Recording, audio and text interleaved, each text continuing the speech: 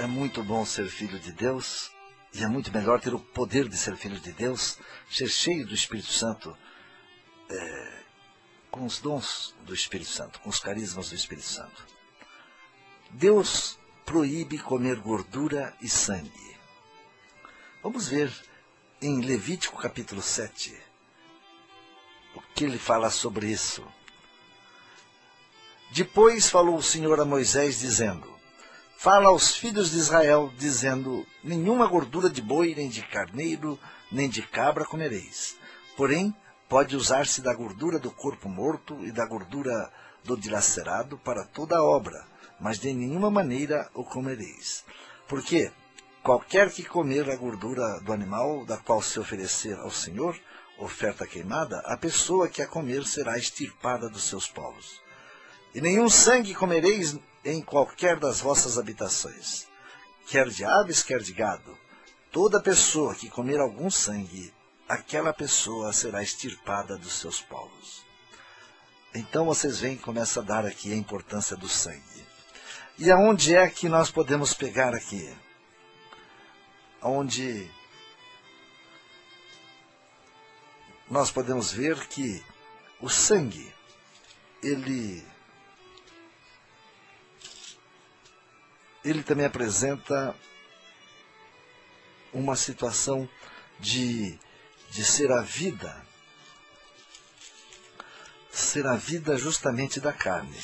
Então nós temos, às vezes, no nosso livro, né? Levítico, nós estamos aqui, Levítico 17, Levítico 19, aonde nós temos mais uma coisa que mexe com o sangue. É Levíticos 19, 28.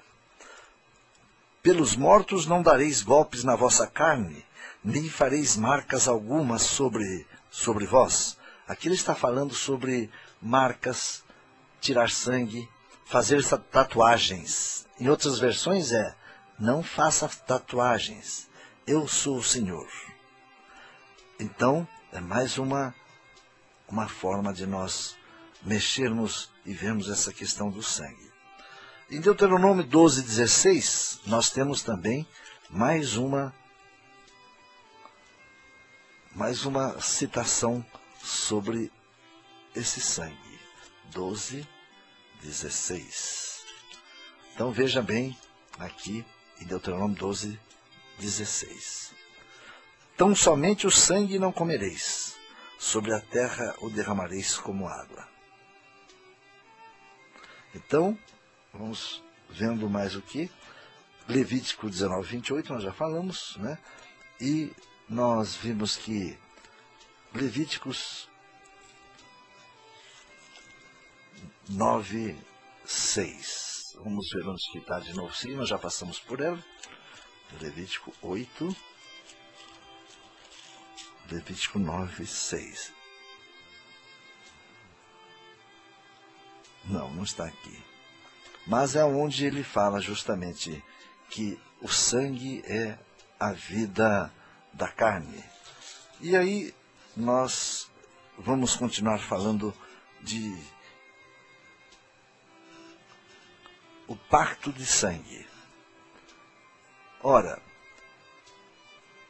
eu me lembro muito bem, a primeira vez que eu vi um pacto de sangue, que eu me lembro foi nos nossos seriados, nos nossos filmes de cowboys de antigamente, em que os índios e os vaqueiros cowboys costumavam fazer pactos de sangue. Então eles cortavam um pouco o punho, assim, e juntavam os dois punhos, fazendo um pacto de sangue, um pacto de irmão para irmão, e era um pacto para toda a vida. Então foi a primeira vez que eu me lembro desse pacto de sangue. Quando nós falamos de pacto de sangue, então nós vemos que na expiação dos pecados do povo de Israel, também havia uma espécie de pacto de sangue. Expiação seria uma forma de você pagar os seus pecados através de um pagamento, e nesse caso eram sacrifícios. Eu vou ler um pouco para vocês, não vamos ler tudo, aonde eles falam sobre o sacrifício aonde corria sangue. E o sacerdote fará expiação, espiará o santo santuário, também espiará a tenda da congregação e o altar. Semelhantemente fará expiação pelos sacerdotes e por todo o povo da congregação. A necessidade da expiação. A palavra expiação, do hebreus kipurim, derivado de kafar, que significa cobrir, comunica a ideia de cobrir o pecado mediante um resgate, de modo que haja uma reparação ou restituição adequada pelo delito cometido. Note o princípio do resgate. Então, expiação é resgate do pecado. A necessidade de expiação surgiu do fato de que os pecados de Israel, caso não fossem expiados ou resgatados, sujeitariam os israelitas à ira de Deus. Então vocês veem que foi criado até um dia de expiação para que fosse completado os sacrifícios durante o ano. Porque Deus desejava salvar os israelitas, perdoar os seus pecados e reconciliá-los consigo mesmo. Ele proveu um meio de salvação ao aceitar a morte de um animal inocente em lugar deles. Isto é, o animal que era sacrificado. Esse animal levava sobre si a culpa e a penalidade deles. Cobria seus pecados com seu sangue derramado. É interessante que, como nós vamos falar de outros pactos, eu já quero deixar aqui a introdução para um dos pactos que até hoje eles perduram no ocultismo e na história judaica. A cerimônia do dia da expiação, de Levíticos 16, descreve o dia da expiação, o dia santo mais importante do ano judaico. Nesse dia, o sumo sacerdote vestia as vestes sagradas e, de início, preparava-se mediante um banho cerimonial com água.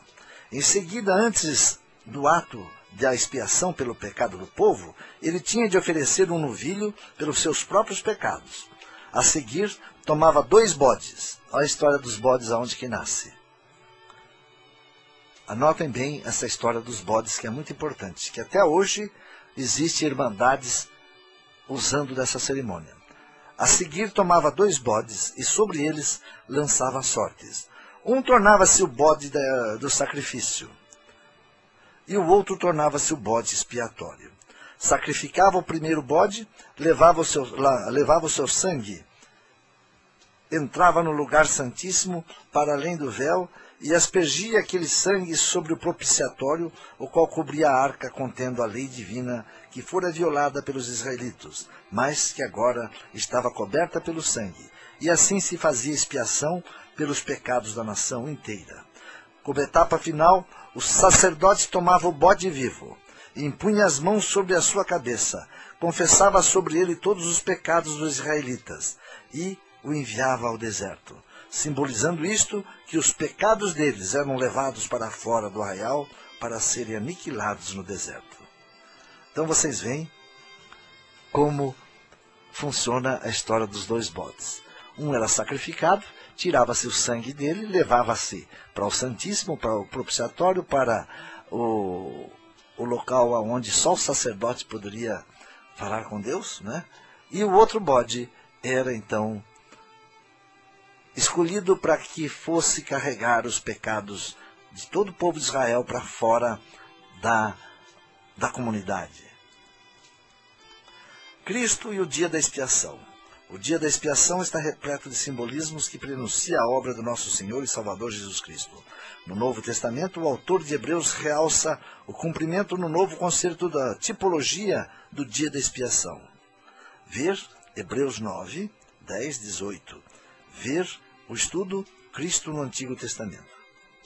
Então vocês veem que Cristo se colocou no lugar desses animais que eram sacrificados. E, por uma vez por todas, deu o seu sangue. E aí cessou-se a necessidade de sacrifícios de animais. Então, Então vocês veem bem que os 2 bodes representam expiação, o perdão, a reconciliação, a purificação consumadas por Cristo. Então nós vamos, só para que nós podemos continuar, vamos ver em Deuteronômio 12:16. Então vamos lá, que é muito importante. Deuteronômio 12:16.